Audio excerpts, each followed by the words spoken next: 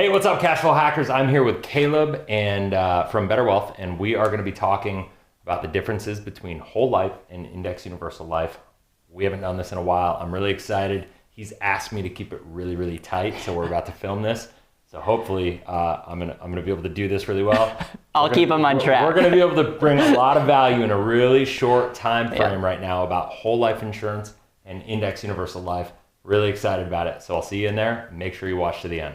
All right, so hey guys, so let's go. Whole life versus index universal life. I'm gonna let you ask the question. So big picture. There's lots of different life insurance that people can choose. We're not gonna dive into all the nuances, but the two big differences is whole life and IUL. And really the thing that I talk about is like when it comes to the strategy that we use, a lot of times we're not looking at it as the investment. We want a foundational asset that we can save our money, less levers, has upside, but ultimately we have a lot of liquidity that we can utilize, borrow against to invest in other things, whether it's ourselves, real estate, and whatnot.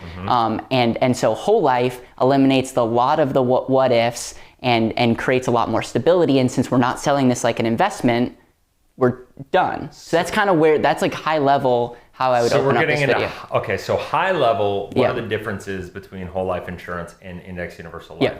So I would say this. I'm gonna go to the board here, and we'll go from there. So here's the deal. Whole life is, the way I look at it, is you're a partner with the company. Right. So you're basically the equivalent of a shareholder of a publicly traded company. With an IUL, you're a profit center. Okay. So what do I mean by this? It's like with whole life, you get paid through dividends, right? And that is what it is. Like, and the dividends are based on the general fund and the profitability overall performance of the life insurance company. With an IUL, you're a profit center because you get a crediting rating, but that's a fixed crediting rating. And they take the fixed crediting rating and then they buy call options with it, and they're taking all this risk and doing all these things. And at the end of the day, all the moving parts in the policy are in control, right? So let's just say you control. Little control. Okay. Right? So with whole life, as soon as you sign on the dotted line, I always kind of say whole life, in a way, both of them, it's a privilege to have the contract because you got to go through, get approved for it, so on and so forth. But as soon as you sign on the dotted line with a whole life policy, all the control is in the policyholder's hands. Fair enough? That's good. Yeah. All contractually speaking, all of the control is in the hands. That's good. That's good. Right? With an IUL, you sign on the dotted line, all the control is in the hands of the life insurance company. What I find, and that's not true. That's not fair to say all control. Okay. Yeah, I mean, you still control. You control paying the premiums. You can cancel the policy. Okay, but what I'll say is, okay, you can cancel, but you have surrender period. Right. Yes. Right. 10-year surrender period where you're going to be highly illiquid, especially at the very first 2, 3, 4 years. Right.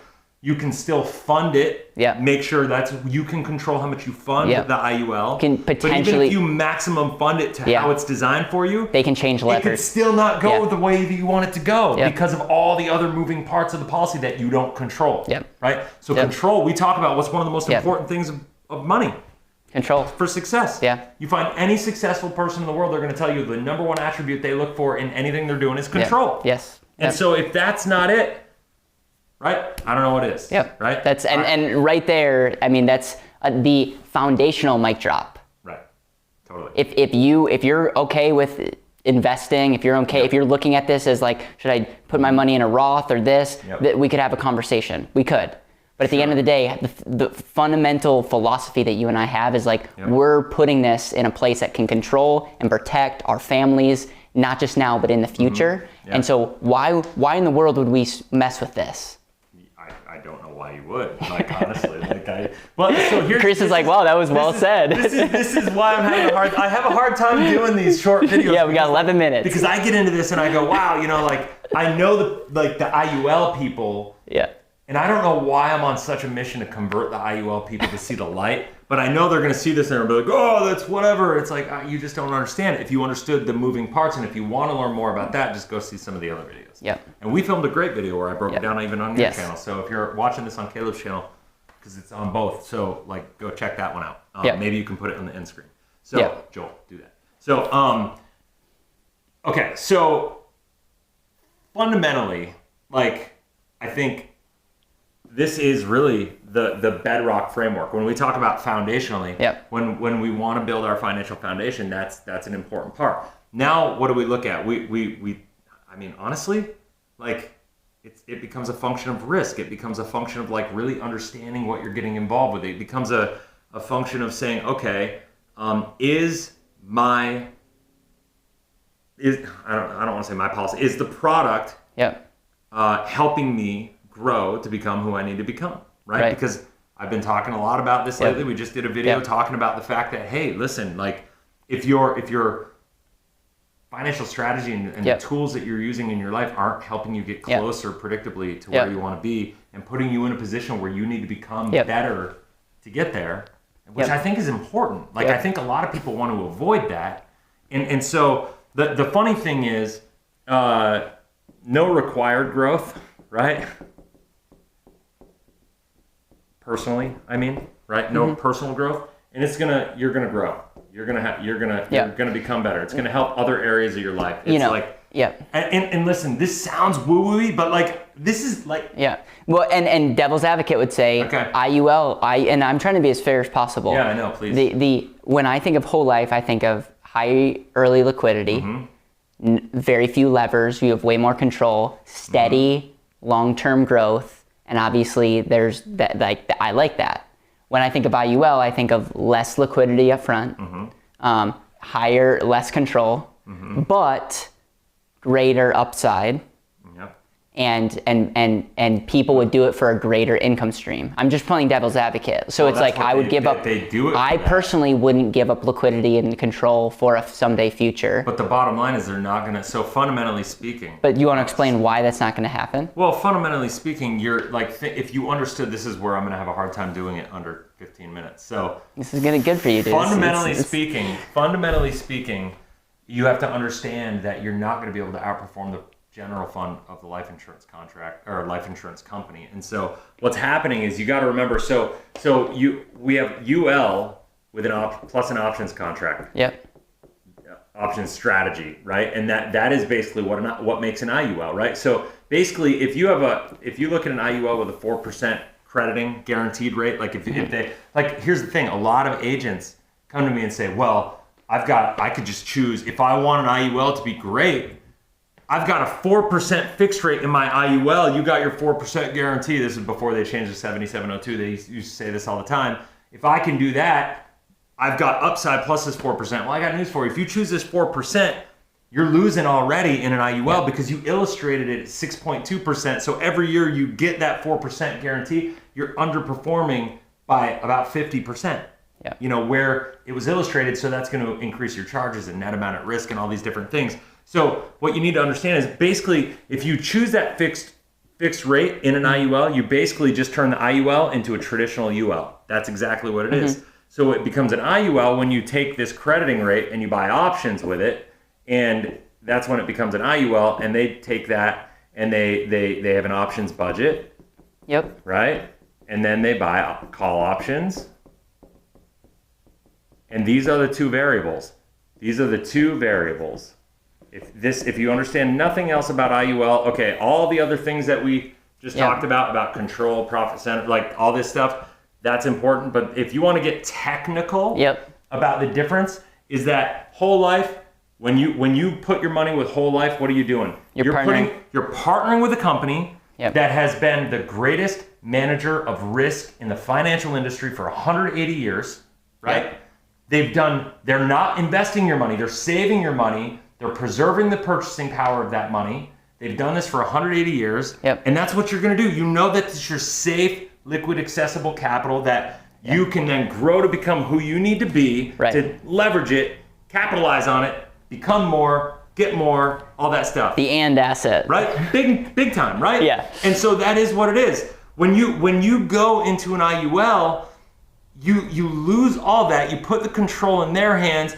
And at the end of the day, the only variables that matter, I don't care if somebody's telling you that there's 4 uncapped options So two variables. You got these two variables, and at the end of the day, I don't care if you have 4 uncapped options. I don't care if you have, 2 capped options with different participation rates and all these different things. At the end of the day, they're all going to perform the same in the long run. The problem with IUL agents is they say, oh, hey, guess what? We can, I've got this policy that has an uncapped strategy that did 30% last year. I don't care. You're selling me a thing on the long term. I don't care what it does in 1 year. I care what it does over 30 years. So why does this strategy underperform whole life insurance? Because again, if I think about taking this and buying a call option, yes, it's not going to hit every time. Well, but because it sounds good. Think this is why I did the IUL challenge, why they don't perform. I'm talking fast because I got a time frame here. So let's, at the end of the day, we got these two variables, these things, right? Options budget, call option. Doesn't matter what if we're talking the S&P 500, this is the input. I've got the same options budget. I've got the same cost of options, right? So it doesn't matter how smoke and mirrors they try to make all the different index options. At the end of the day, they're all gonna have the same profitability or loss, right? Because those don't change. These variables are the only things that matter. And so what's happening? Well, general fund performance creates the crediting rate. So that is the options budget. So over the last 10 years, performance has gone down. Options costs have gone up, right? A lot because of IUL. Right, because they're creating their own levels of competition because they've flooded the market. If you understand how options work, I got news for you. If you don't understand options and the options market, and you're an agent and you're selling this, you should quit. You should quit. If you can't explain how the options market works, you're doing your clients a disservice. So in the 3 minutes that we have left, can I summarize? Look at that. Can I summarize this? Yes, please. Whole life insurance, you partner with the insurance company.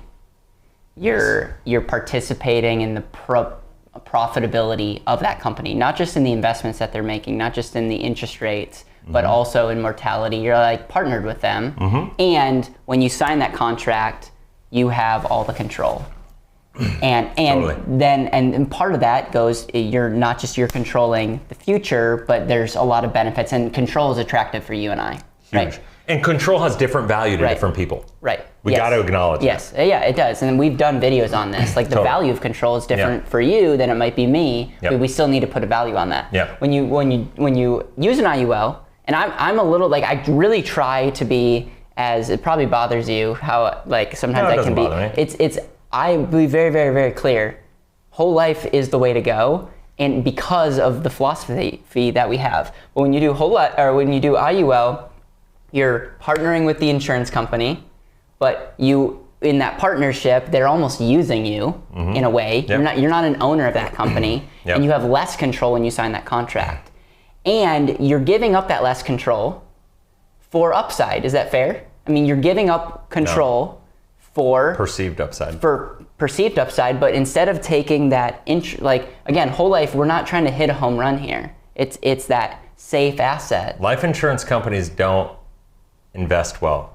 They manage risk really well. Right. That's profound in itself. So what they're trying to do is they're taking the interest rate that they would be paying you, doing options with it. There's really only two variables. There's the option budget and the call options. And I'm having a hard time. We can extend this video. So just a little bit. I don't want to go too long. There's a couple things that I just need to call out. Options. A lot of people, I think, get duped into thinking because it sounds sexy, right? It sounds like, oh, they're using this sexy options strategy. But if you go and read any illustration, they don't ever mention options. What do they mention? Hedging. Oh, interesting. Okay?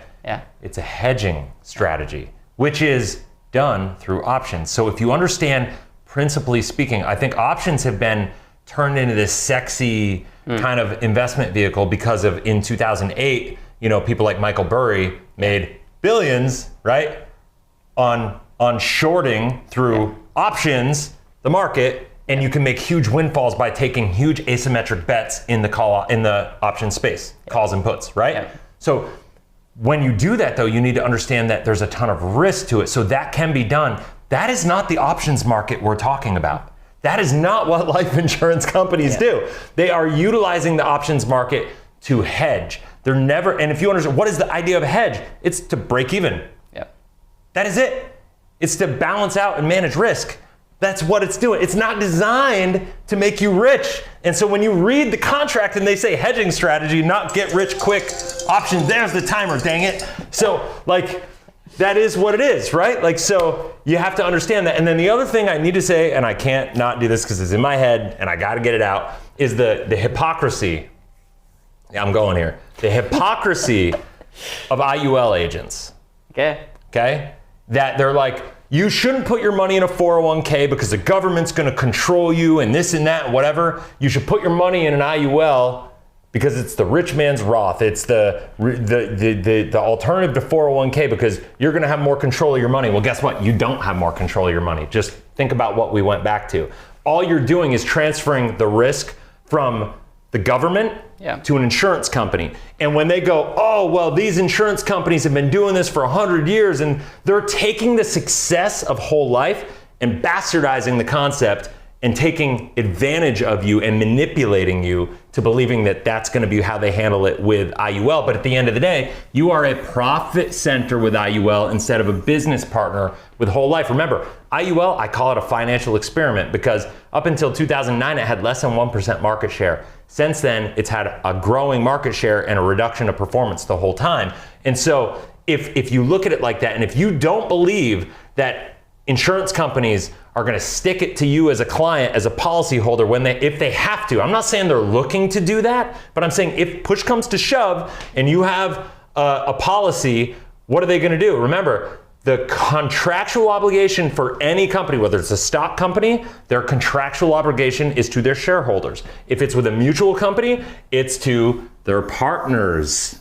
The whole life, their responsibility is to meet their obligations for the contracts that they have guarantees for, not for that. Look at the guarantee side of your IUL and tell me how you feel about it then. You're going to vomit, right? Like, and that's it. So, and people say that will never happen, but how do you know that will never happen? You don't know. Like, and it probably won't ever happen that bad, but it's somewhere in between, I promise. It's not going to be as good as it looks. And so when you look at it like that, and if they go, hey, I don't think an IUL company will ever do that. Well, guess what? Most of these IULs, what did I say? They're just ULs. And there's history. Are you like me? Do you believe history has a habit of repeating itself? Well, guess what? What happened with ULs that were created in early 80s, in the 90s, and early 2000s when there was a massive problem with lapsing of ULs.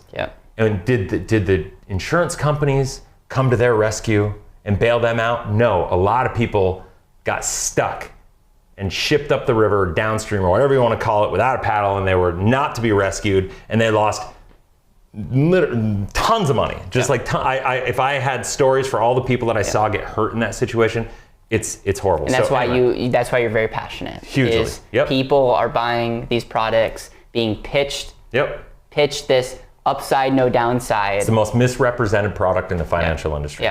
So this we got him going. It's pretty late at night. We're under 20 minutes. It's under 20 minutes. Thank you so much for watching. And we actually have a video that Chris and I did, mostly Chris, that goes way more into detail. We'll make sure to link that, and then your channel and all that good stuff. Rock and roll. All right, guys. Have a blessed, inspirational day. We'll talk soon. Later.